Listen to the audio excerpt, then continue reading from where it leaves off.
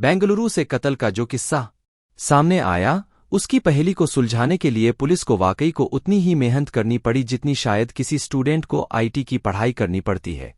असल में ये किस्सा एक सीरियल किलर का है जो महज अपनी प्रेमिका की वजह से कातिल बन गया।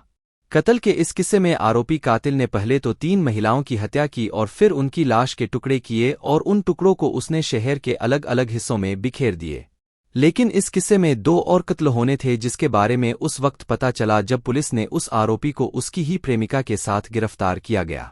सबसे दिलचस्प यह है कि जिस वक्त आरोपी ने एक और महिला को मारने की साजिश रच रहा था तभी पुलिस ने उसे गिरफ्तार कर लिया।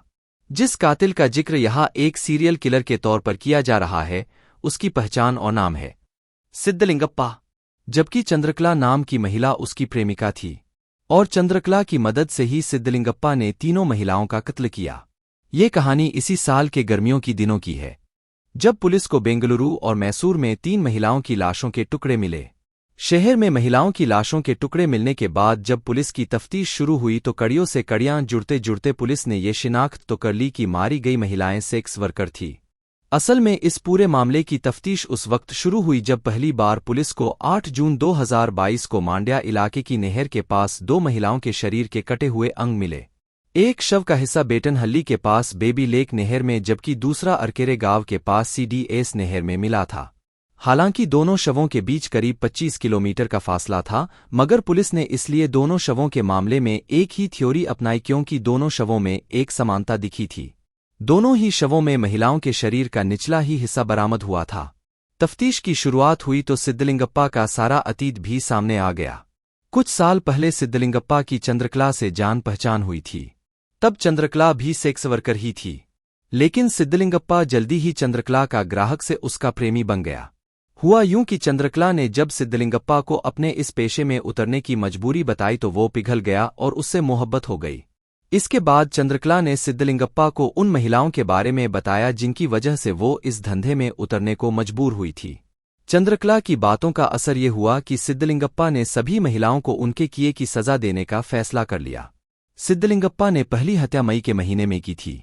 उस हत्या के बाद उसने लाश को 2 टुकड़ों में काटा और अलग अलग हिस्से अलग अलग जगहों पर फेंक दिए।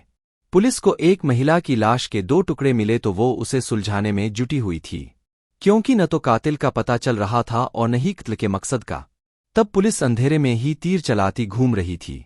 इसी बीच सिद्धलिंगप्पा ने 30 मई और 3 जून को मैसूर में 2 और महिलाओं को मौत के घाट उतार दिया। चंद्रकला की मदद से सिद्धलिंगप्पा ने मैसूर में एक घर किराए पर लिया और फिर चंद्रकला के जरिए दोनों महिलाओं को अलग अलग दिनों में दोनों महिलाओं को घर पर बुलवाया और फिर गला दबाकर हत्या कर दी। हत्या करने के बाद उसने दोनों महिलाओं के शवों के टुकड़े किए और फिर उन टुकड़ों को बाइक पर लेकर दोनों ने मांड्या के अलग अलग हिस्सों में फेंक दिए।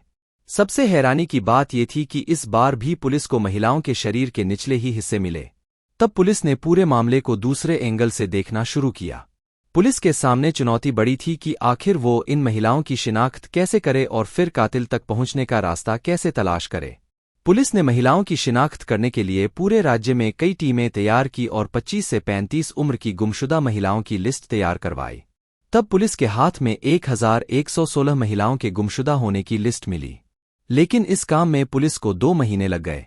पुलिस को पहली रोशनी दिखाई दी चामराजनगर से जब पुलिस को लापता एक महिला का विवरण लाश से मेल खाता दिखाई दिया।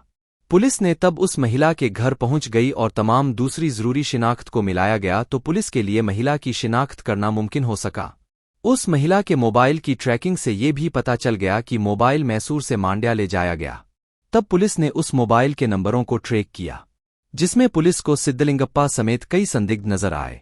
उसी शक के आधार पर पुलिस ने सिंहलिंगप्पा को चंद्रकला के साथ चौथी हत्या होने से पहले ही गिरफ्तार कर लिया गया, लेकिन अभी तक पुलिस अंधेरे में थी क्योंकि सिद्धलिंगप्पा पर सिवाय शक के और कोई सबूत नहीं था। तब पुलिस ने सिद्धलिंगप्पा से पूछताछ शुरू की। पुलिस की पूछताछ में ही प्याज की परतों की तरह ही किस्से खुलने शुरू हो गए और सिद्धलिंगप्पा ने पुलिस के सामने कबूल किया कि उसने 3 महिलाओं का कत्ल कब, कैसे और क्यों किए।